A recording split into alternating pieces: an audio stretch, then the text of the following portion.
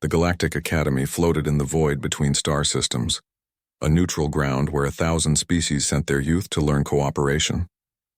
Alif had been warned about the Valkyrin before her first day, apex predators from a death world even harsher than Earth, with fangs that could puncture steel and pack instincts that made them ruthless in groups.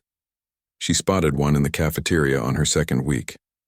The young Valkyrin sat alone in the corner, smaller than the others of his species, his silver fur matted and dull. While other students gave him a wide berth, Alif noticed how his amber eyes tracked every movement in the room, how his clawed hands trembled slightly as he tried to operate the food dispenser designed for species with opposable thumbs.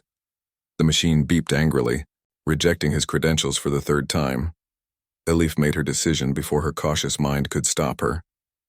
She grabbed her lunch tray, synth protein that tasted like her grandmother's kofta if she squinted her imagination hard enough, and crossed the cafeteria. Conversations died around her. A Centaurian diplomat's daughter audibly gasped. "Hey," Alif said softly, setting her tray down across from the Valkyrin. "I'm Alif. You look like you could use this more than me." The young predator's ears flattened against his skull. His lips pulled back, revealing rows of needle-sharp teeth. Not a smile, Alif realized with a chill, but an automatic threat display. "I don't need charity from prey," he growled, his translator chip rendering his words in clipped galactic standard. Alif shrugged, pushing the tray closer. "Not charity. I'm just not that hungry, and food waste is a sin where I come from. You'd be doing me a favor." She stood to leave, then paused. "I'm Alif, by the way. From Earth." "Adam," the Valkyrin said quietly, his threatening posture deflating. "From Valkros Prime." She smiled and walked away, feeling dozens of eyes following her movement. The next morning, Alif arrived at her xenobiology lecture to find her usual seat surrounded by Valkyrin.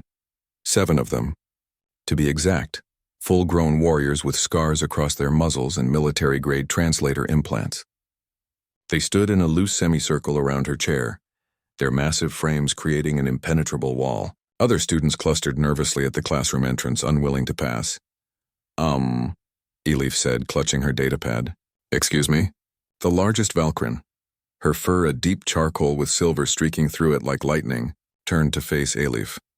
She touched her clawed fist to her chest in what Alif's cultural database identified as a salute of respect. "You fed Adam yesterday," the warrior said. "It wasn't a question. Yes?" He seemed hungry. "He is my pack brother's youngest son, an Omega born small and weak. The food dispensers are coded against his family's credentials due to unpaid pack debts." The Valkyrin's eyes, golden and unblinking, fixed on Alif. "You showed him kindness when others showed only contempt. The pack does not forget." "I just shared my lunch," Alif protested. "On Valkros Prime, food sharing is sacred. To feed another is to claim them as pack. You claimed Adam." The warrior gestured to the circle of predators. "We are Pack Stormfang. You are now under our protection." Alif's mind raced through the implications. "I didn't mean to. I don't want to impose on your culture or—" "Sit," the warrior interrupted not unkindly. "Learn. We guard."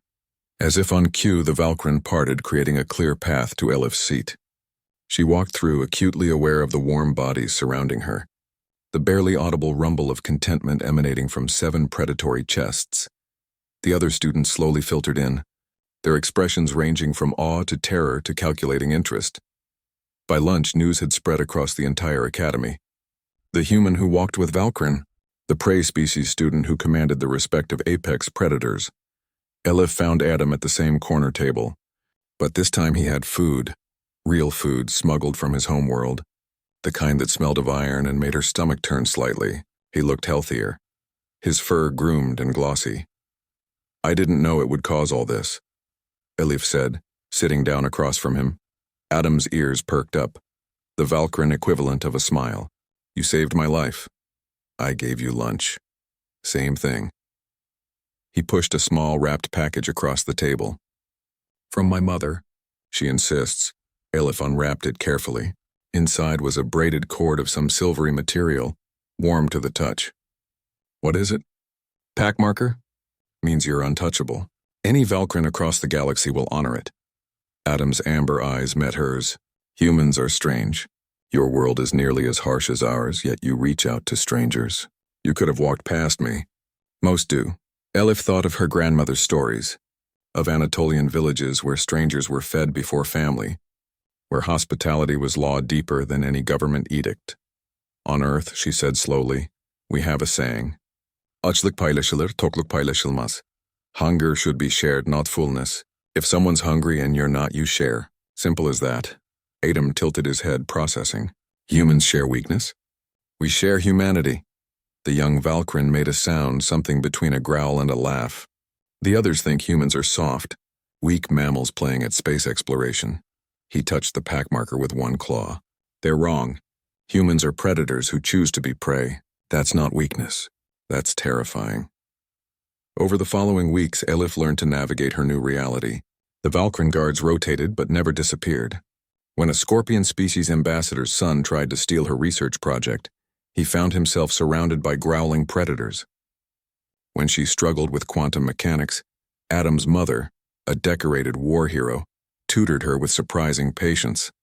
The pack had claimed her, but Elif realized she'd claimed them too. In feeding one small outcast, she'd reminded an entire species what they'd almost forgotten. That strength wasn't just about teeth and claws. Sometimes strength was reaching across the gulf between worlds and saying, here, take this. You need it more than I do. And in the cold vastness of space, that made all the difference.